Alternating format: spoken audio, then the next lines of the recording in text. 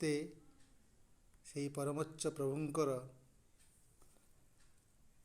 ଭଗବତ ପ୍ରଦତ୍ତ ବାଣୀ ଶୁଣିବାକୁ ଏକାଠି ହେଇଛୁ। ତେଣୁ ସମସ୍ତ ଦିବ୍ୟ ଜୀବନାକାଂକ୍ଷୀ ଭାଇ ଭଉଣୀମାନଙ୍କୁ ମୋର ନମସ୍କାର।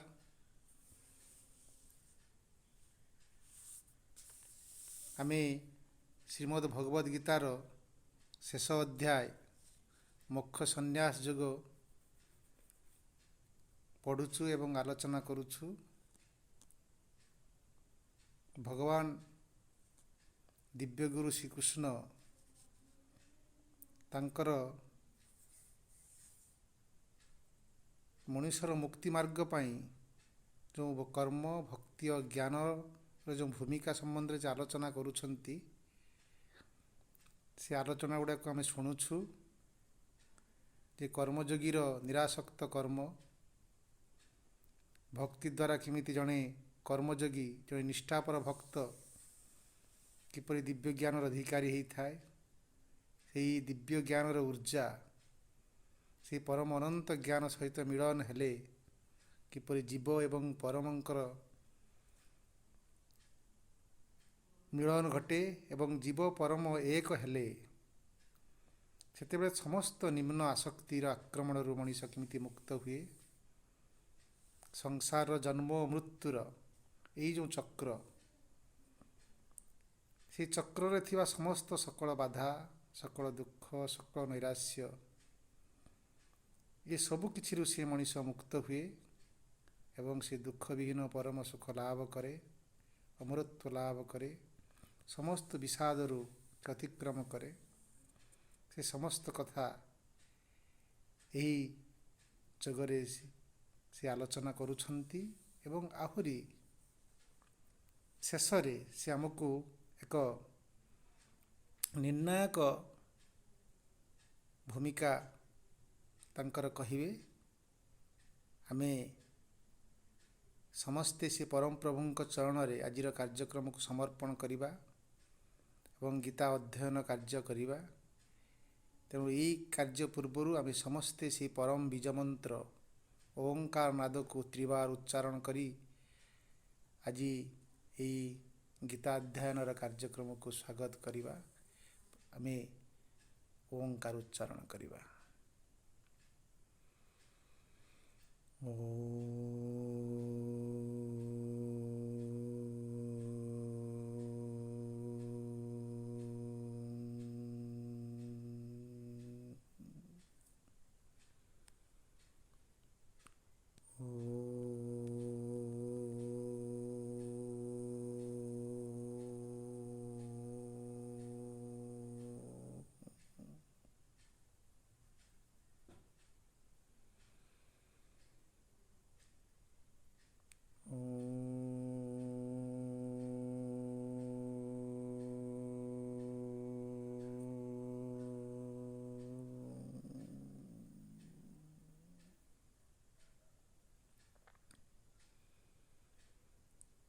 हे परमोच्च प्रभु चिरंतन सत्य, ଆମେ କେବଳ ତୁମରି ଆଜ୍ଞାବହ ହୋଇଉଠୁ ଓ ସତ୍ୟର ବିଧାନକୁ ଆଶ୍ରୟ କରି ଜୀବନ ଧାରଣ କରୁ।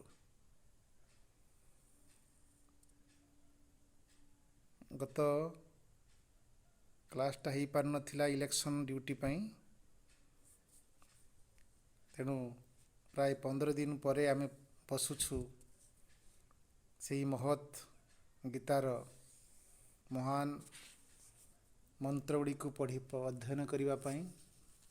ତେଣୁ ସେଥିପାଇଁ ସମସ୍ତଙ୍କୁ ମୁଁ ସ୍ୱାଗତ କରୁଛି। ଏହି ମୋକ୍ଷ ସନ୍ନ୍ୟାସ ଯୋଗରେ ଭଗବାନ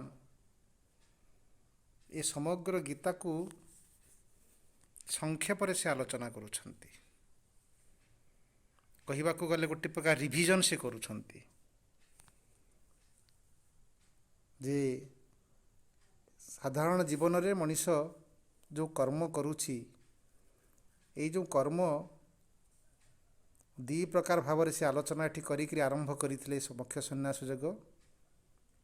ଯେ ଗୋଟେ ସନ୍ନ୍ୟାସୀର କର୍ମ ଆଉ ଗୋଟେ ଗୃହୀର କର୍ମ। ସନ୍ନ୍ୟାସୀର କର୍ମ ଯେମିତି ଭଗବତ କର୍ମ ହୁଏ, ଗୃହୀର କର୍ମ ମଧ୍ୟ ଏକ ଭଗବତ କର୍ମ। ସେଠି ଗୃହୀର ଭଗବତ କର୍ମକୁ ପ୍ରଶଂସା କରୁଛନ୍ତି।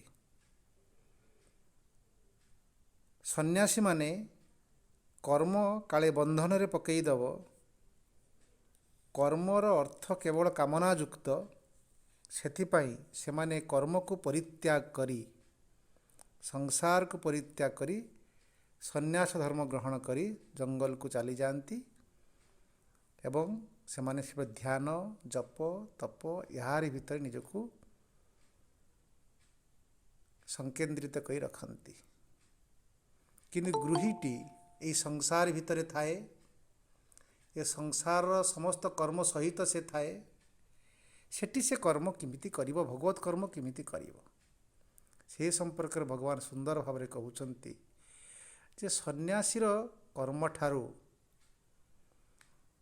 ଏଇ ଯେଉଁ ଗୃହୀର କର୍ମ ଅତୀବ ଉତ୍କୃଷ୍ଟତର। କିନ୍ତୁ ଗୃହୀ ଏ ଗୃହ ଭିତରେ ଥାଇ ଯେ ଭଗବତ କର୍ମ କରିବା ସମ୍ଭବ, ତାର ଉପାୟ ଭଗବାନ ଏଠି ବତାଉଛନ୍ତି ଯେ ଗୃହୀ ଯଦି ତାର ସମସ୍ତ କର୍ମକୁ ଭଗବାନ ଠାରେ ସମର୍ପଣ କରିକି କର୍ମ କରିବ ଏବଂ ନିରାସକ୍ତ ହୋଇ କର୍ମ କରିବ, କୌଣସି ଫଳ ଆଶା ନ ରଖି କର୍ମ କରିବ, ତାହେଲେ ସେଇ ଗୃହୀର କର୍ମଟି ମଧ୍ୟ ସନ୍ନ୍ୟାସୀମାନଙ୍କ ଠାରୁ ଆହୁରି ଉତ୍କୃଷ୍ଟତର କର୍ମ ଭାବରେ ବିବେଚିତ ହେବ, ଦିବ୍ୟ କର୍ମ ଭାବରେ ବିବେଚିତ ହେବ ଏବଂ ସେହି କର୍ମଟା ଯଜ୍ଞାର୍ଥ କର୍ମ ହେବ। କାରଣ ସନ୍ନ୍ୟାସୀମାନେ ସମସ୍ତ କର୍ମକୁ ପରିତ୍ୟାଗ କରିଦେଇଥିଲେ ସୁଦ୍ଧା ତିନୋଟି କର୍ମ ପ୍ରତି, ତିନୋଟି କର୍ମକୁ କେବେ ବି ତ୍ୟାଗ କରାଯାଇପାରିବ ନାହିଁ ବୋଲି ସେମାନେ ସ୍ୱୀକାର କରନ୍ତି ବା ଘୋଷଣା କରିଛନ୍ତି ଯେ ତପକର୍ମ, ଯଜ୍ଞକର୍ମ ଏବଂ ଦାନ କର୍ମ, ଏ ତିନୋଟି କର୍ମ କର୍ମକୁ ପରିଶୁଦ୍ଧ କରେ ଏବଂ ଜ୍ଞାନକୁ ପରିଶୁଦ୍ଧ କରେ। ତେଣୁ ଏ ତିନୋଟି କର୍ମକୁ କେବେ ବି ଆସକ୍ତିଯୁକ୍ତ ହେଲେ ମଧ୍ୟ ଏହାକୁ ପରିତ୍ୟାଗ କରିବା ଉଚିତ ନୁହେଁ। ତେଣୁ ଜଣେ ଗୃହୀଟି ସମସ୍ତ କର୍ମ ସହିତ ସେ ଯଦି ସମସ୍ତ କର୍ମକୁ ଯଜ୍ଞ କର୍ମ ଭାବରେ ଗ୍ରହଣ କରିବ, ସମସ୍ତ କର୍ମ ଭଗବାନଙ୍କୁ ନିବେଦନ କରିବ ଏବଂ ତପଯୁକ୍ତ ହୋଇ କର୍ମ କରିବ ଏବଂ ଗୃହୀଟି ପ୍ରକୃତରେ ଦାନ କ'ଣ ସେ ଗୃହୀ ହିଁ ଜାଣେ, ତାକୁ ଯଥାର୍ଥ ଭଗବତ ପ୍ରସାଦ ରୂପରେ ସେ ଦାନ କରୁଥିବ ଶ୍ରଦ୍ଧାଶୀଳ ହୋଇକରି। କାହିଁକିନା ଗୃହୀ ପାଇଁ ଏସବୁ କଥା ପାଇଁ ଉନ୍ମୁକ୍ତ ରହିଛି, ତେଣୁ ସେ କର୍ମ କରିବ। କିନ୍ତୁ ହୁଏ କ'ଣ ନା ଗୃହୀଟି ଯେତେବେଳେ ଘର ଭିତରେ ଥାଏ ସେ କ'ଣ କରିଥାଏ ନା ସେ ଇନ୍ଦ୍ରିୟାସକ୍ତ ହୋଇକି ରହିଯାଇଥାଏ। ସେ ପ୍ରକୃତିର ଯେଉଁ ନିମ୍ନତର ପ୍ରକୃତି ଦ୍ୱାରା ସେ ବଶବର୍ତ୍ତୀ ହୋଇକି ରହିଥାଏ ଏବଂ ତେଣୁ ସେ ଭଗବାନଙ୍କୁ ଭୁଲିଯାଏ ବା ଭଗବାନଙ୍କର ଜ୍ଞାନର ତା ଭିତରେ ସ୍ପଷ୍ଟ ହୋଇପାରେ ନାହିଁ। କିନ୍ତୁ ଏ ଜଗତରେ ସମସ୍ତେ, ସେ ସନ୍ନ୍ୟାସୀ ହୁଅନ୍ତୁ, ଦେବଦେବୀ ହୁଅନ୍ତୁ, ସମସ୍ତେ ଏ ପ୍ରକୃତିରୁ ଜାତ ଏବଂ ସମସ୍ତଙ୍କ ଭିତରେ ଏହି ପ୍ରକୃତିର ସତ ରଜ ତମ ଏଇ ତ୍ରିବିଧ ଗୁଣ ସମସ୍ତଙ୍କ ଭିତରେ କ୍ରିୟା କରୁଛି। ତେଣୁ ଭଗବାନ ଏଠି ସ୍ପଷ୍ଟ ଭାବରେ ଆଲୋଚନା କରୁଛନ୍ତି ଯେ ମଣିଷ ଦାନ କଲାବେଳେ ମଧ୍ୟ ସତ ରଜ ତମ ଆଧାରରେ ଦାନ କରେ, କର୍ମ କଲାବେଳେ ମଧ୍ୟ ସତ ରଜ ତମ ଆଧାରରେ କର୍ମ କରେ। ସବୁ କିଛି ଏଠି ସତ ରଜ ତମ ଆଧାରରେ ହୁଏ। ଏ ସଂସାରଟା ପ୍ରକୃତିରୁ ଜାତ, ତେଣୁ ପ୍ରକୃତି ଏହାକୁ ସବୁକିଛି ନିୟନ୍ତ୍ରଣ କରେ। କିନ୍ତୁ ଭଗବତ କର୍ମୀ, ସେଥିପାଇଁ ଏଠି ବିଭିନ୍ନ ପ୍ରକାର ଲୋକ ବିଭିନ୍ନ କର୍ମ କରେ ଏବଂ କର୍ମ ଏବଂ ସ୍ୱଭାବ ଅନୁସାରେ ମଧ୍ୟ ଆଲୋଚନା କଲେ ଯେ ଚାରି ଭାଗରେ ବିଭକ୍ତ କରାଯାଉଛି। ଚତୁର୍ବର୍ଣ୍ଣଂ ମୟା ସୃଷ୍ଟ ବୋଲି କହିଛନ୍ତି। ବ୍ରାହ୍ମଣର କର୍ମ କ'ଣ ଏବଂ କ୍ଷତ୍ରିୟର କର୍ମ କ'ଣ, ବୈଶ୍ୟର କର୍ମ କ'ଣ, ଶୂଦ୍ରର କର୍ମ କ'ଣ। କୌଣସି କର୍ମ ଶ୍ରେଷ୍ଠ ନୁହେଁ ବା କୌଣସି କର୍ମ ନିକୃଷ୍ଟ ନୁହେଁ। ମଣିଷର ଭାବନା ଜଗତରେ ସେ କର୍ମକୁ ଶ୍ରେଷ୍ଠ ନିକୃଷ୍ଟ ବୋଲି ଭାବେ। ଭଗବାନ ଏଠି ସତର୍କ କରିଦେଇ କହୁଛନ୍ତି ଯେ ତୁମେ ଯଦି ନିଜ କର୍ମକୁ ନିକୃଷ୍ଟ ଭଳି ଭାବିକିରି ଅନ୍ୟ କର୍ମକୁ ଆଦରି ନିଅ ତାହେଲେ ନିଜେ ନିଜର ବିନଷ୍ଟିର କାରଣ ହୋଇ ଉଠିବ। ସେ ଜୀବନର ଦୁର୍ଗତିକୁ ସେ ନିଶ୍ଚିତ ସ୍ୱାଗତ କରିବ। ତେଣୁ ସେ କହୁଛନ୍ତି ଯେ ପ୍ରତ୍ୟେକ କର୍ମର କିଛି ନା କିଛି ଦୋଷ ରହିଛି। ଯେଭଳି ଅଗ୍ନି ଭିତରେ ଧୂଆଁ ରହିଛି ଏବଂ ଅଗ୍ନିକୁ ଆଚ୍ଛାଦନ କରିଥାଏ, ସେମିତି କର୍ମ ଭିତରେ, ଦିବ୍ୟ କର୍ମ ଭିତରେ ମଧ୍ୟ କିଛି ନା କିଛି ଦୋଷ ରହିଥାଏ। ଯଦି ଗୋଟେ ମଣିଷ ସ୍ୱାଭାବିକ କର୍ମ ଦୋଷଯୁକ୍ତ ହେଲେ ମଧ୍ୟ ତାକୁ ଯଦି ତ୍ୟାଗ ନ କରି ଉଚ୍ଚ ନିଚ ଭେଦଭାବ ନ ରଖି ଯଥାର୍ଥ ମନୋଭାବର ସହ ଭଗବାନଙ୍କ ସହିତ ଭଗବାନଙ୍କ ଆଶ୍ରୟର ସହ ସେ ଯଦି କର୍ମ କରେ ତାହେଲେ ସେ କର୍ମ ନିଶ୍ଚିତ ସେ କର୍ମର ଯେଉଁ କଳଙ୍କ ଥିବ ବା କର୍ମର ଯେଉଁ ଦୋଷ ଥିବ ସେ ଦୋଷ ଗୁଡ଼ିକ ଅନ୍ତର ହେଇଯିବ, ସେଟା ଦିବ୍ୟ କର୍ମରେ ରୂପାନ୍ତରିତ ହେବ। ଏହାପରେ ଭଗବାନ ଆଲୋଚନା କରିଥିଲେ ଯେ ଯଥାର୍ଥ ମନୋଭାବର ସହ ଯଦି ଜଣେ କର୍ମ କରିବ, କିପରି କର୍ମ କଲେ ସେ କର୍ମଟିକି ଦିବ୍ୟ କର୍ମ ହେଇ ଉଠିବ, ସେ ସମ୍ପର୍କରେ ସେ ଆଲୋଚନା କରିଛନ୍ତି। କେତେଟା କଥାରେ ଆଲୋଚନା କରିଛନ୍ତି।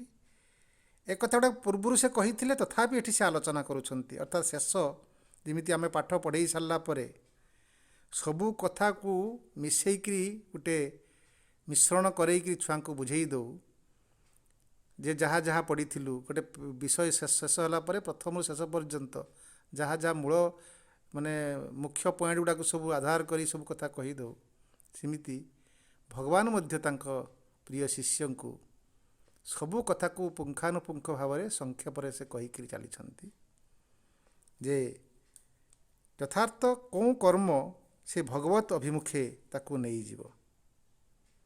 ସେ କହୁଛନ୍ତି ଯେ ଯଦି ପ୍ରଥମ ପଏଣ୍ଟ କହିଲେ ଯେ ଯେଉଁ ବ୍ୟକ୍ତି ନିରାସକ୍ତ ହୋଇ କାମନା ରହିତ ହୋଇ କାର୍ଯ୍ୟ କରିବ, ସେ ତାର ସମସ୍ତ ବୁଦ୍ଧିବୃତ୍ତିକୁ ସେ ପରମଙ୍କ ସହିତ ସଂଯୋଜିତ କରିବ ଏବଂ ନିଜର ଯେଉଁ ଚିତ୍ତ ତାକୁ ଶାନ୍ତ ରଖିବ, ସ୍ଥିର ରଖିବ।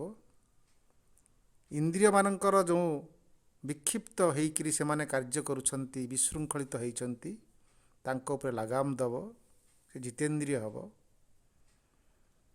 ଏବଂ ଯାହା କିଛି ସେ କରିବ ସେ କର୍ମର ପରିଣାମ ପ୍ରତି କେବେ ସେ ସ୍ପୃହାଶୀଳ ହେବ ନାହିଁ। ତା ପାଇଁ ସିଦ୍ଧି ଆସୁ ବା ସିଦ୍ଧି ନ ଆସୁ, ସିଦ୍ଧି ଅସିଦ୍ଧି ଭିତରେ ସେ ଏହି ବନ୍ଧନ ଭିତରେ ସେ ତାକୁ ନିଜକୁ ମୁକ୍ତ ରଖିତି କେବଳ ଭଗବାନଙ୍କ ପ୍ରୀତ୍ୟାର୍ଥେ କାର୍ଯ୍ୟ କରୁଥିବ। ତାପରେ ସେ କହୁଛନ୍ତି, ଏଇ ଯେଉଁ କାର୍ଯ୍ୟଟି କହୁଛନ୍ତି ସେ ସୁନ୍ଦର ଭାବରେ ସେ କହୁଛନ୍ତି ଯେ ଯେଉଁ ବ୍ୟକ୍ତିର ବୁଦ୍ଧି ଶୁଦ୍ଧ ହେବ, ନିଜର ବୁଦ୍ଧିକୁ ଜ୍ଞାନ ସହିତ ଯୋଗ କରିବ, ଧୈର୍ଯ୍ୟ ଧରିବ, ରାଗ ଦେଶକୁ ନିଜ ଭିତରେ ସେ ତ୍ୟାଗ କରିବ ଏବଂ ନିଜର ଯେଉଁ ଇନ୍ଦ୍ରିୟମାନେ ଜ୍ଞାନେନ୍ଦ୍ରିୟମାନେ ରହିଛନ୍ତି ସେ ଇନ୍ଦ୍ରିୟମାନଙ୍କୁ ଯେଉଁ ସେ ତାର କାମ ହେଉଛି ଯେ ବିଷୟ ସମସ୍ତ ବିଷୟାସକ୍ତି ହୁଏ, ସେ ବିଷୟାସକ୍ତିରୁ ସେ ମୁକ୍ତ ହେବ। ସେ ସର୍ବଦା ଗୋଟେ ନିଛାଟିଆ ଜାଗାକୁ ଖୋଜିବ ଏବଂ ନୀରବରେ ଧ୍ୟାନସ୍ଥ ହେବ, ଅଳ୍ପାହାରୀ ହେବ, ବାକ୍ସଂଯମୀ ହେବ, ଶରୀର ଆଉ ମନକୁ ନିୟନ୍ତ୍ରଣ କରିବ, ନିଜ ଭିତରେ ଯେ କର୍ତ୍ତାପଣ ଏହାକୁ ତ୍ୟାଗ କରିବ। ନିଜେ ଯେ କରୁଛି ସବୁ କିଛି ଏକଥା ତା ଭିତରେ ଭାବିବ ନାହିଁ, ତାଙ୍କ ମାଧ୍ୟମ ଦେଇ ଆଉ କିଏ କରୁଛନ୍ତି ଏ ଭାବନା ସେ ରଖିବ ଏବଂ ନିରହଙ୍କାରୀ ହେଇ ସମସ୍ତ କାମନା କ୍ରୋଧକୁ ପରିତ୍ୟାଗ କରି ଶାନ୍ତ ହୃଦୟରେ ସେଇ ଭଜ ଗୋବିନ୍ଦଙ୍କୁ ଭଜନ କରିବ ଏବଂ ସବୁବେଳେ ଭଗବତ ପରାୟଣ ହେଇକି ରହିଥିବ।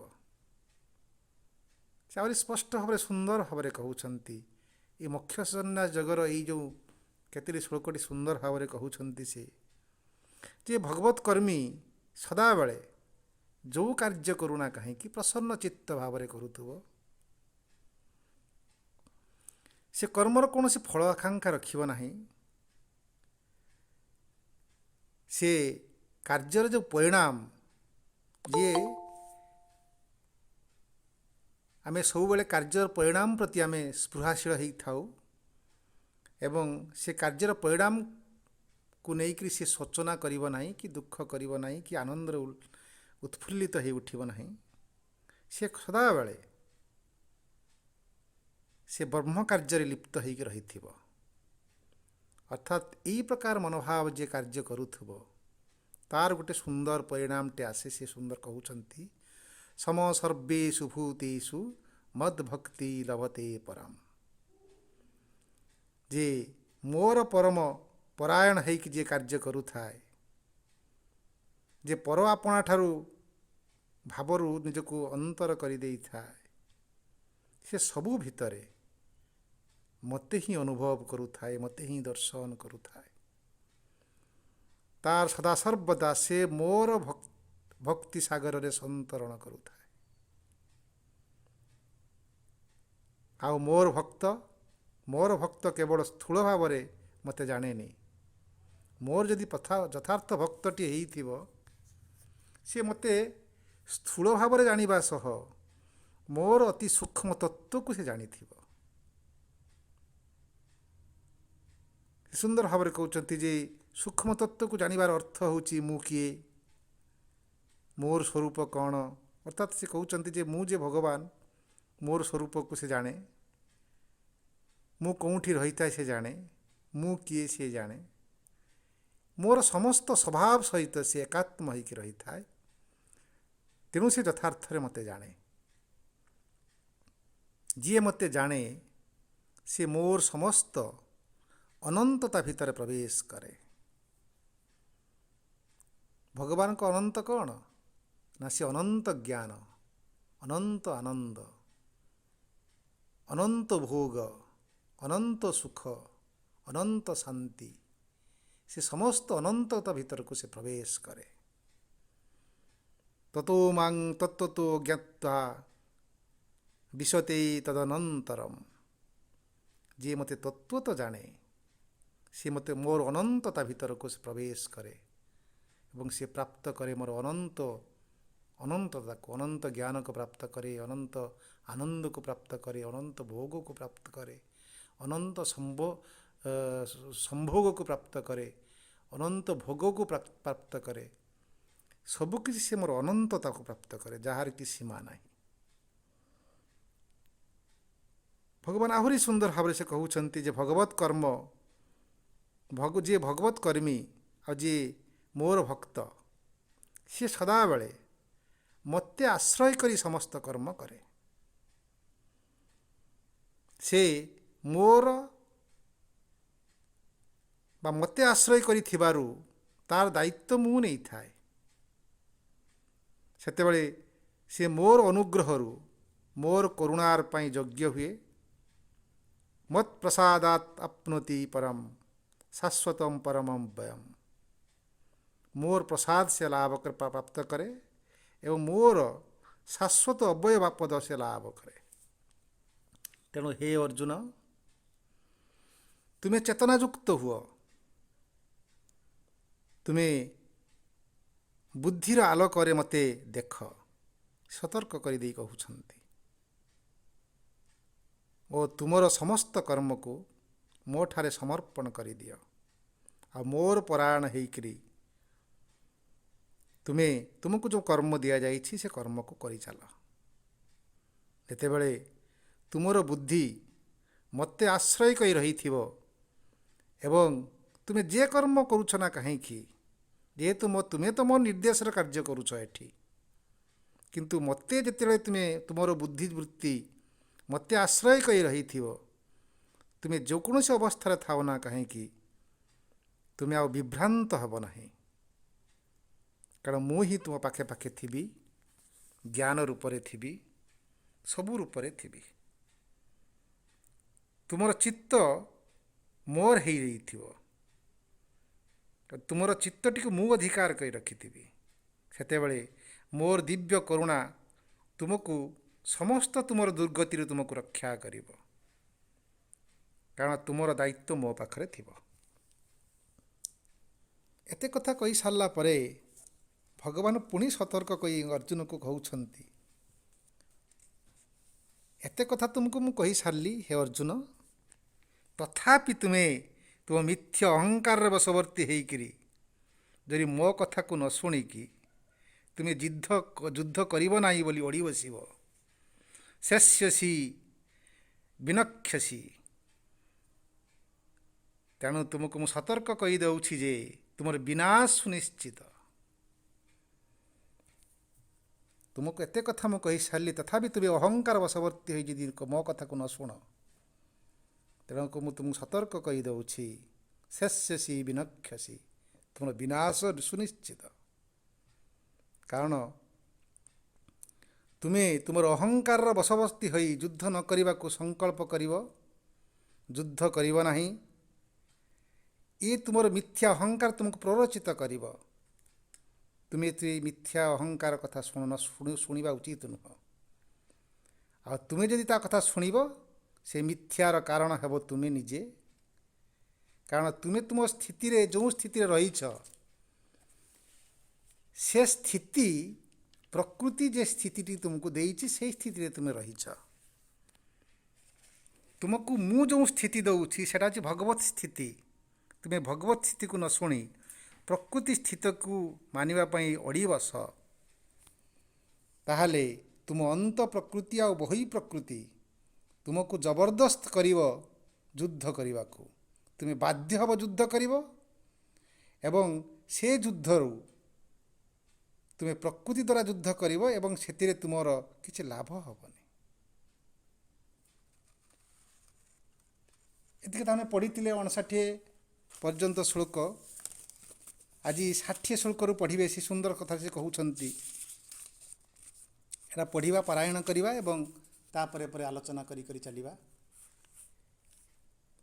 ସ୍ୱଭାବ ଯେନ କୌନ୍ତେୟ ନିବଦ୍ଧ ସେନ କର୍ମଣା କର୍ତ୍ତୁଂ ନେଚ୍ଛସି ଜନ୍ମହା କରିଷ୍ୟସ୍ୟ ବଶୋऽପି ତତ୍।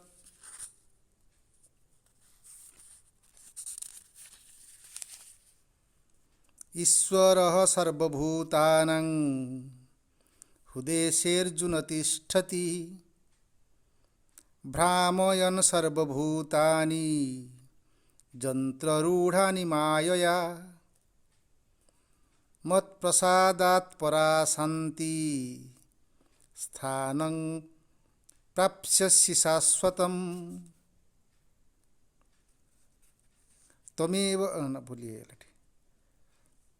ତ୍ୱମେବ ଶରଣଂ ଗଚ୍ଛ ସର୍ବଭାବେନ ଭାରତ ତତ୍ପ୍ରସାଦାତ୍ ପରାଶାନ୍ତି ସ୍ଥାନଂ ପ୍ରାପ୍ସ୍ୟସି ଶାଶ୍ୱତଂ। ଇତି ତେ ଜ୍ଞାନମାଖ୍ୟାତଂ ଗୁହ୍ୟାତ୍ ଗୁହ୍ୟତରଂ ମୟା ବ୍ରହ୍ମୁଷ୍ୟୈ ତଦଶେଷେଣ ଯଥେଚ୍ଛସି ତଥା କୁରୁ।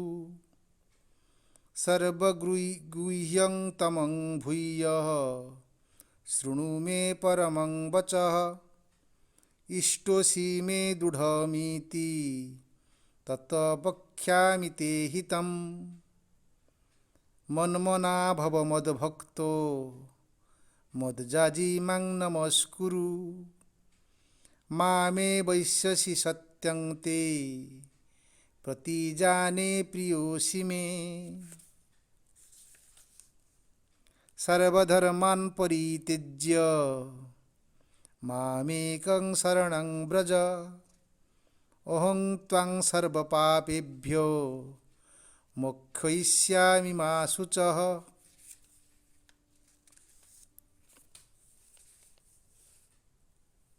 ଏଠି ଆମେ এই 7ଟି ଶ୍ଲୋକ ପଢ଼ିଲୁ।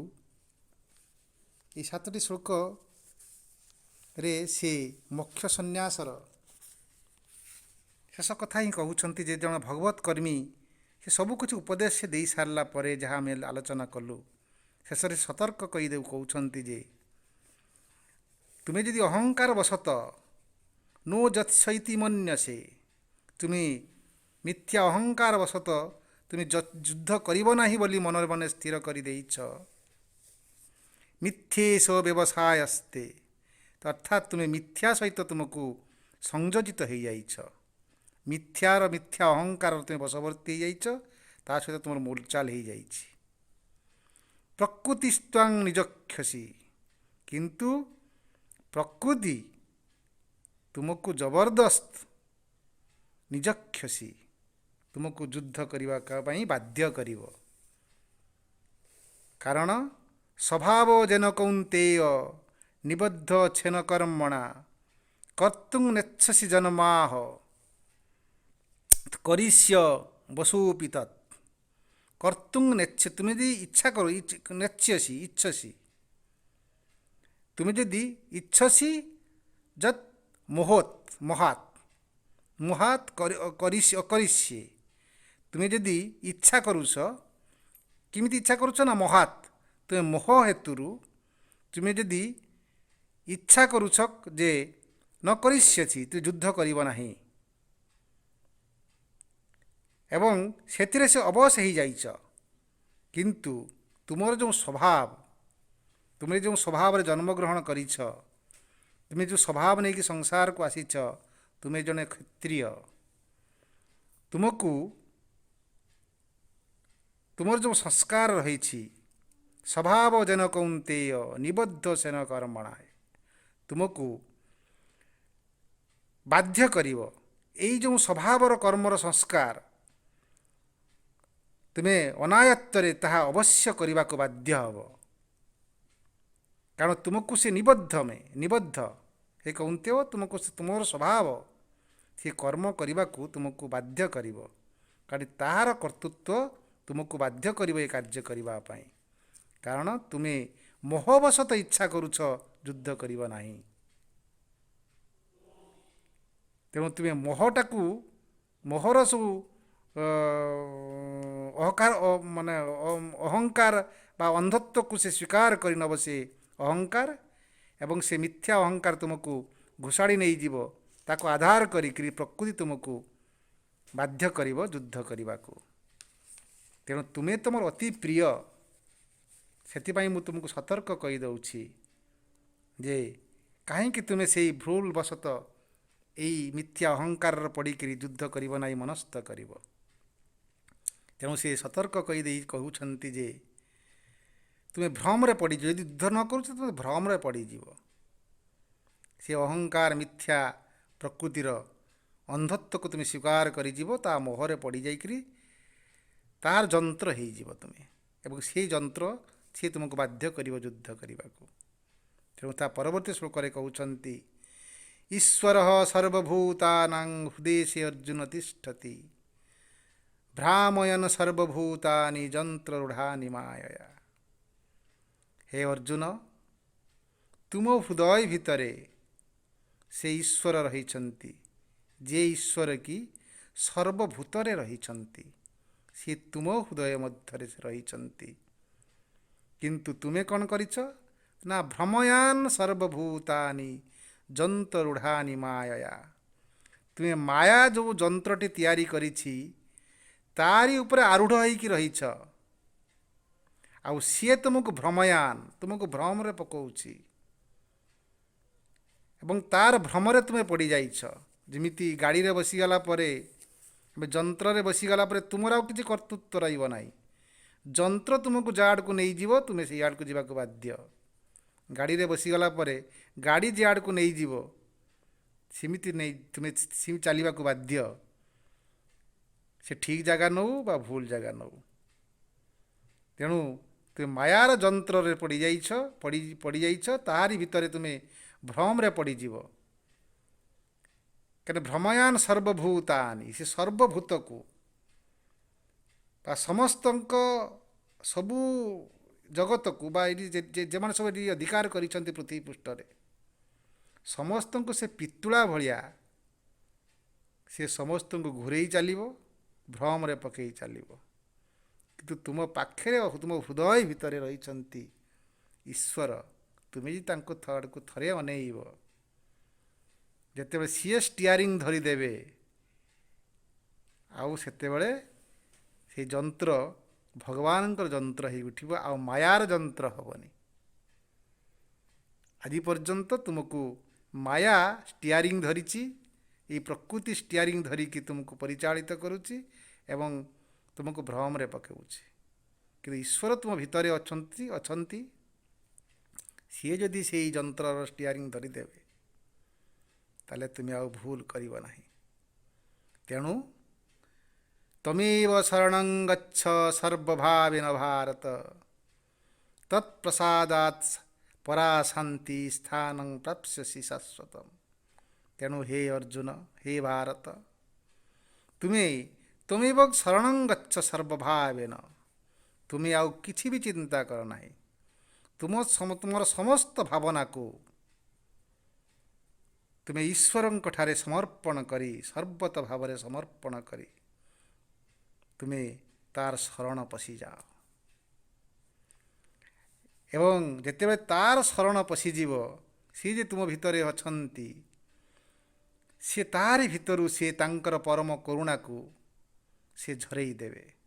ସେଇ ପରମ କରୁଣା ତତ୍ପ୍ରସାଦାତ୍ ପରା ଶାନ୍ତି, ଆଉ ସେଇ ତାଙ୍କର ପ୍ରସାଦ, ତାଙ୍କର କରୁଣା ତୁମକୁ ପରମ ଶାନ୍ତି ପ୍ରଦାନ କରିବ ଏବଂ ତୁମେ ପରମ ସ୍ଥାନ ଲାଭ କରିବ। ତୁମେ ଯେଉଁ ଜୀବନର ଯେଉଁ ସ୍ଥାନ ପାଇବା ପାଇଁ ଇଚ୍ଛା କରିଛ, ଲକ୍ଷ୍ୟ ରଖିଛି, ଜୀବ ଯେଉଁ ଚାହେଁ ପରମ ଶାନ୍ତି, ପରମ ଆନନ୍ଦ, ସେଇଟା ତୁମେ ପ୍ରାପ୍ସ୍ୟସି ଶାଶ୍ୱତମ୍। ସେଇ ଶାଶ୍ୱତ ଶାନ୍ତି, ଶାଶ୍ୱତ ଆନନ୍ଦ, ସେ ଶାଶ୍ୱତ ସ୍ଥାନ ମଧ୍ୟ ତୁମେ ପ୍ରାପ୍ତ କରିବ। ତେଣୁ ତୁମେ ଆଉ ମାୟାର ରୂଢ଼ରେ ପଡ଼ ନାହିଁ।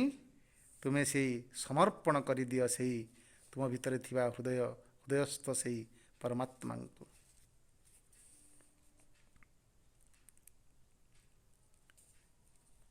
କେତେ ଏଠି ଭଗବାନ ସବୁ କଥା କହି ସାରିଲା ପରେ କେମିତି ଗୋଟେ ଅତି ଯଦି ବାଧ୍ୟ କଲା ଭଳିଆ, ଅତି ଯେମିତି ମାଆଟିଏ ଅତି ବୁଝାଏ, କାନ କାନ କରିକି ବୁଝାଏ ତାପରେ, ସେମିତି ଭଗବାନ ଏଠି ବୁଝାଉଛନ୍ତି। ତାପରେ ସେ 63 নম্বର ଶ୍ଲୋକରେ କହୁଛନ୍ତି, ଇତି ତେ ଜ୍ଞାନମାଖ୍ୟାତଂ ଗୁହ୍ୟା ଗୁହ୍ୟତରଂ ମୟା ବିମୁଷ୍ୟୈ ତଦଶେଷେଣ ଯଥେଚ୍ଛସି ତଥା କୁରୁ।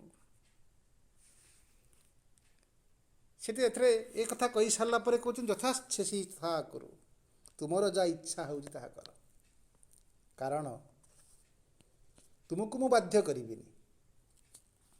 ଭଗବାନ କାହାକୁ ବି ବାଧ୍ୟ କରନ୍ତି ନାହିଁ। ମଣିଷକୁ ସବୁ କିଛି ଦେଇଛନ୍ତି। ମଣିଷ ଶ୍ରେଷ୍ଠ ଜୀବ, ତାକୁ ତାଙ୍କର ସମସ୍ତ ବିଭୂତି ତାଙ୍କ ଭିତରେ ସେ ପ୍ରକାଶ କରିଦେଇଛନ୍ତି। ସମସ୍ତ ଇନ୍ଦ୍ରିୟର ସମସ୍ତ କ୍ରିୟା ତାଙ୍କ ଭିତରେ ପ୍ରକାଶ କରିଦେଇଛନ୍ତି ସେ। କିନ୍ତୁ ମଣିଷକୁ ଏତେ ଗୋଟେ ବିବେକ ଦେଇଛନ୍ତି, ଗୋଟେ ଶୁଦ୍ଧ ବୁଦ୍ଧି ଦେଇଛନ୍ତି। ସେ ବୁଦ୍ଧି ଯଦି ସେଠି ବାରମ୍ବାର ଯୋଗଯୁକ୍ତାତ୍ମକା ବୁଦ୍ଧି ବୋଲି ବାରମ୍ବାର କହି ଚାଲିଛନ୍ତି। ଆଉ ସେଇ ବୁଦ୍ଧି ଦ୍ୱାରା ଇତି ତେ ଜ୍ଞାନମାଖ୍ୟାତଂ, ତୁମକୁ ମୁଁ ସେ ଜ୍ଞାନ ପ୍ରଦାନ କଲି। କେଉଁ ଜ୍ଞାନ ନା ଗୁହ୍ୟାତ୍ ଗୁହ୍ୟତରଂ ମୟା, ମୋ ଦ୍ୱାରା ବା ମୋର ଯେଉଁ ଯେତେ ଗୁହ୍ୟ ଜ୍ଞାନ ଥିଲା, ଯେତେ ଗୋପନ ଜ୍ଞାନ ଥିଲା, ଅତି ଗୋପନର କଥା ତୁମକୁ ମୁଁ କହିଦେଲି। ଏବେ ତୁମେ କ'ଣ କରିବ ତୁମେ ଏଥର ଭାବ। ବିମୁଷ୍ୟୈ ତଦଶେଷେଣ, ଏବେ ତୁମେ ତୁମର ବିବେକ ଅନୁସାରେ ତୁମ ବୁଦ୍ଧିବୃତ୍ତିକୁ ଲଗେଇକିରି ତୁମେ ଏଥର ଶେଷରେ ତୁମେ ନିଷ୍ପତ୍ତି ନିଅ।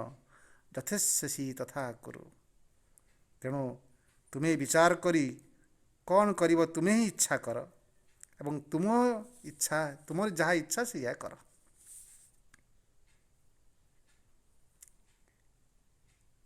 ତାପରେ ସେ ସୁନ୍ଦର ଭାବରେ କହୁଛନ୍ତି, ତଥାପି ଭଗବାନ ଛାଡ଼ୁନାହାନ୍ତି, କାଳେ ସେ ଭୁଲ ଭାଲ କରିଦେବ। କାହିଁକି ନା ମଣିଷର ଯେଉଁ ବୁଦ୍ଧି, ସିଏ ତ ସମ୍ପୂର୍ଣ୍ଣ ଶୁଦ୍ଧ ବୁଦ୍ଧି ହେଇନାହିଁ।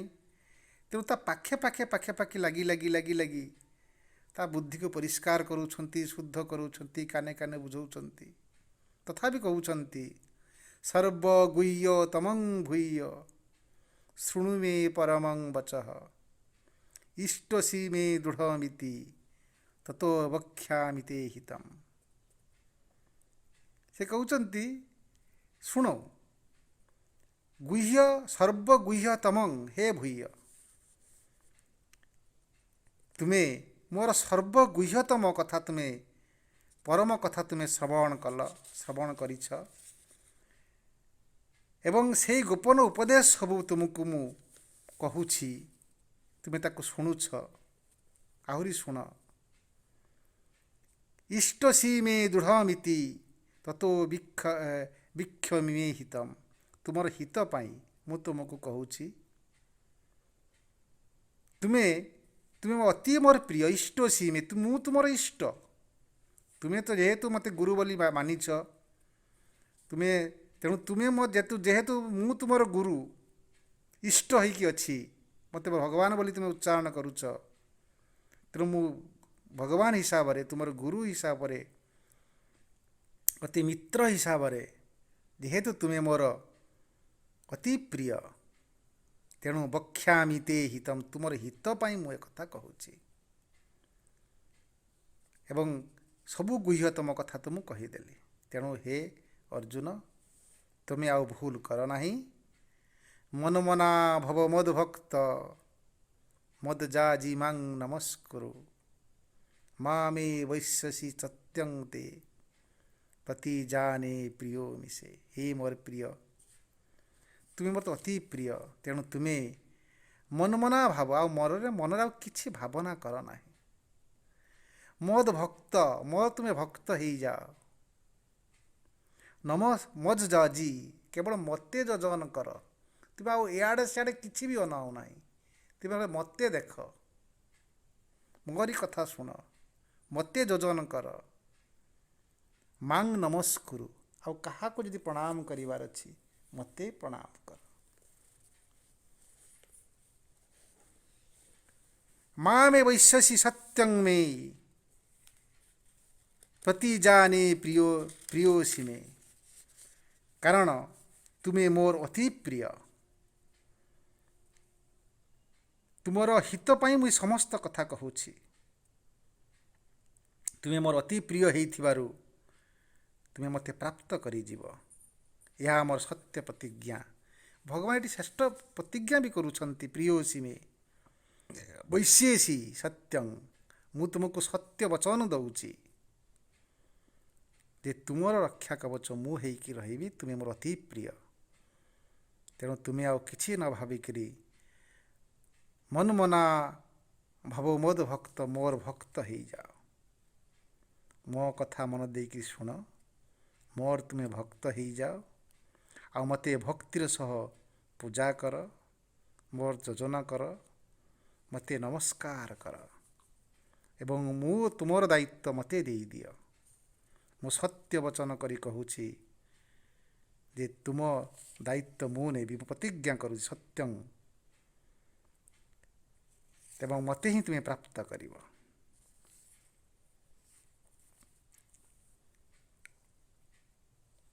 ତେଣୁ ଶେଷ ଆମେ 66 ନମ୍ବର ଶ୍ଲୋକରେ ଆଜି ଶେଷ କରିବା। ତେଣୁ ସେ କହୁଛନ୍ତି ସର୍ବଧର୍ମାନ୍ ପରିତ୍ୟଜ୍ୟ ମାମେକ ଶରଣଂ ବ୍ରଜ ଅହଂ ତ୍ୱା ସର୍ବପାପେଭ୍ୟ ମୋକ୍ଷୟିଷ୍ୟାମି ମା ଶୁଚ। ଗୀତାର ଏଟା ସବୁଠୁ ପବିତ୍ର ଶ୍ଲୋକ। ତେଣୁ ତୁମେ ଯେଉଁ ଧର୍ମର କଥା କହୁଥିଲ ଯେ ଏଠି ଗୁରୁଙ୍କୁ କିପରି ହତ୍ୟା କରିବି, ଗୁରୁ ଧର୍ମ କ'ଣ, ପିତୃଧର୍ମ କ'ଣ, ତେଣୁ ମୁଁ ଯଦି ସମ୍ପତ୍ତି ପାଇଁ ଯୁଦ୍ଧ କରୁଛି ତାହେଲେ ଏଇ ଅସୁବିଧା ହେବ। ଗୁରୁଙ୍କୁ ହତ୍ୟା କରୁଛି, ଗୁରୁ ଦୋଷ ଲାଗିବ। ମୋ ଜେଜେବାପାକୁ ହତ୍ୟା କରୁଛି, ଏ ଦୋଷ ଲାଗିବ। ଏ କଥା ଆଉ ତୁମେ ଭାବ ନାହିଁ। ଧର୍ମର ସମସ୍ତ କ୍ରିୟା, ସଂସ୍କାରର ସମସ୍ତ କ୍ରିୟା, ଏ ସବୁ କିଛିକି ତୁମେ ପରିତ୍ୟାଗ କର। କେବଳ ମାମେକ ଶରଣଂ ବ୍ରଜ, କେବଳ ମୋତେ ତୁମେ ତୁମର ଦାୟିତ୍ୱ ଦେଇଦିଅ। ମୋ ଠାରେ ତୁମେ ଶରଣ ନିଅ। ଶରଣଂ ବ୍ରଜ, ଅହଂ ତ୍ୱଂ ସର୍ବପାପେଭ୍ୟ ମୋକ୍ଷୟିଷ୍ୟାମି ମା ଶୁଚଃ। ମୁଁ ଅହଂ ତ୍ୱା ସର୍ବପାପେଭ୍ୟ ସମସ୍ତ ପାପେରୁ ଅହଂ ମୋକ୍ଷୟିଷ୍ୟାମି ମା ଶୁଚଃ। ମୁଁ ତୁମକୁ ମୁକ୍ତି ଦେବି। ତୁମେ ଆଉ ଶୋକ କର ନାହିଁ। ତୁମେ କାହାରି ପ୍ରରୋଚନାରେ ପଡ଼ ନାହିଁ। କେବଳ ମୋ କଥା ଶୁଣ, ମୋତେ ନମସ୍କାର କର। রবীন্দ্রনাথকে সুন্দর কবিতা। আমরা সহায় খুঁজে পরের দ্বারে, পাবো নাকি তাদের তারে। ମଣିଷ ଭଗବାନ ତାଙ୍କ ପାଖରେ ଥାଉ ଥାଉ ମଣିଷ ଭଗବାନଙ୍କର ସହାୟ ସିଏ ନିଏ ନାହିଁ।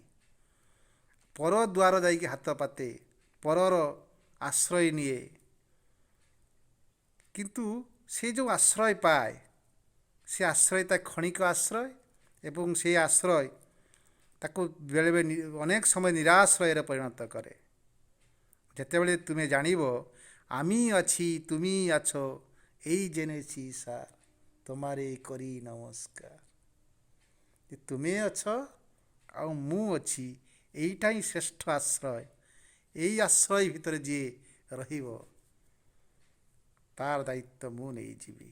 ଏବଂ ସେଠି ପ୍ରତିଶ୍ରୁତି ଦେଇ କହୁଛନ୍ତି ତୁମେ ସବୁକିଛି ପରିତ୍ୟାଗ କରି, ସମସ୍ତ ଧର୍ମ, ସମସ୍ତ ଶାସ୍ତ୍ର, ସମସ୍ତ ନୈତିକତା ସବୁକିଛି ତୁମେ ପରିତ୍ୟାଗ କରିଦେଇ କେବଳ ମୋ ଠାରେ ତୁମକୁ ସମର୍ପଣ କରିଦିଅ।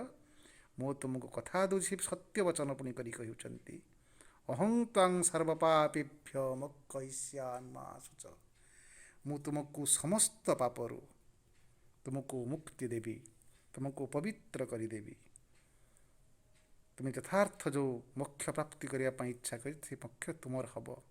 କେବଳ ତୁମର ମୋର କଥା ଶୁଣି, ମୋ ଠାରେ ସମର୍ପଣ କରି, ମୋର ପ୍ରୟୋଜିତ କାର୍ଯ୍ୟକୁ ତୁମେ ସ୍ୱୀକାର କରି, ମୋରି ଆଜ୍ଞା ଅନୁସାରେ ତୁମେ ଯଦି କାର୍ଯ୍ୟ କର, ତାହେଲେ ମୁଁ ହିଁ ତୁମର ଦାୟିତ୍ୱ ନେବି ଏବଂ ତୁମେ ସମସ୍ତ ପାପରୁ ମୁକ୍ତ ହେବ ଏବଂ ସେ ମୋକ୍ଷ ପ୍ରାପ୍ତି ହେବ।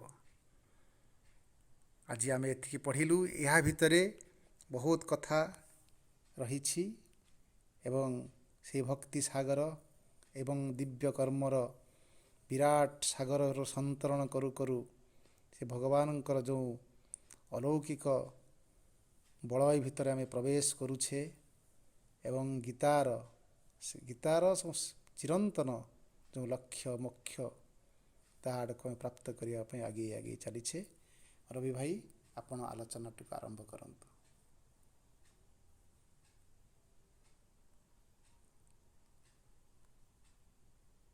ସମସ୍ତଙ୍କୁ ନମସ୍କାର। ଆମେ ଶ୍ରୀମଦ୍ ଭଗବତ ଗୀତାର ଶେଷ ପର୍ଯ୍ୟାୟରେ ଆସି ପହଞ୍ଚିଲୁ।